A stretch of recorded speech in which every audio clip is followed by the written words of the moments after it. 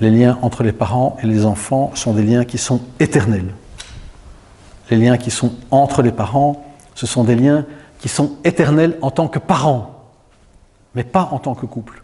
Si le couple se sépare, ce n'est plus un lien de couple, mais c'est un lien de couple parental.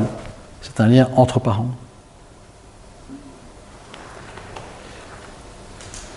Et je le redis, l'amour qui circule dans ce lien-là entre les parents, l'amour qui circule entre ce lien-là entre les parents, c'est le lien et c'est l'amour dans lequel les enfants se nourrissent le plus. Et quand ça ne se fait pas, alors il y a des dérives comme ça. Ce n'est plus l'ordre de l'amour, c'est-à-dire il y a d'autres liens très puissants entre parents et enfants où l'amour ou une forme d'amour circule et ne devrait pas circuler parce que ce n'est pas naturel et ce n'est pas bénéfique. Ni pour l'un, ni pour l'autre, ni pour le lien. Ça ne nourrit pas le lien, mais on ne peut pas couper un lien. On ne peut pas détruire un lien. C'est une illusion. Même si c'est un élan légitime, jamais on ne peut couper un lien. Et si je prends la gémellité, c'est un lien qui est éternel. Il est là depuis toujours et pour toujours.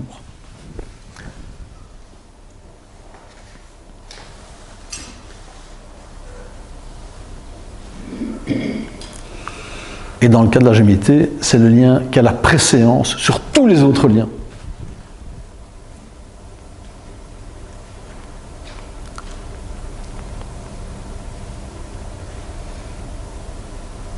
Et une mère ou un parent, mais principalement une mère qui ne protège pas son enfant, qui ne protège pas ce lien-là, eh bien, c'est une mère avec qui on ne peut plus nourrir le lien. On ne sait plus nourrir ce lien-là avec la mère. Si la mère ou si les parents ne nous ont pas protégés,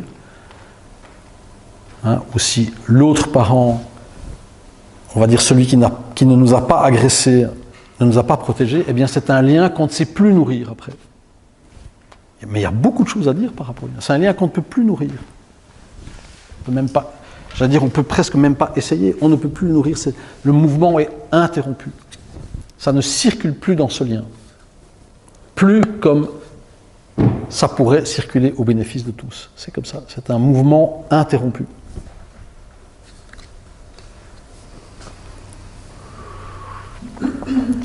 Et je ne jetterai la pierre à personne en particulier. Les parents sont responsables, ce sont les gardiens de l'ordre. Ils sont toujours les responsables, même quand ça leur échappe complètement. Mais quels sont les parents qui protègent leur enfant quand il y a des actes comme ça? Pas. Aucun. C'est une réalité douloureuse, mais aucun. Et donc ça ne permet pas de nourrir des liens d'une façon qui soit bénéfique. Quand, en tant que parent, on ne prend pas sa force à la place que nous occupons, eh bien, nous ne pouvons plus nourrir ce lien. Je ne peux pas dire qu'on perd le lien, c'est un lien éternel, on ne peut pas couper ce lien, on ne peut pas se défaire de ce lien, mais on ne sait pas le nourrir.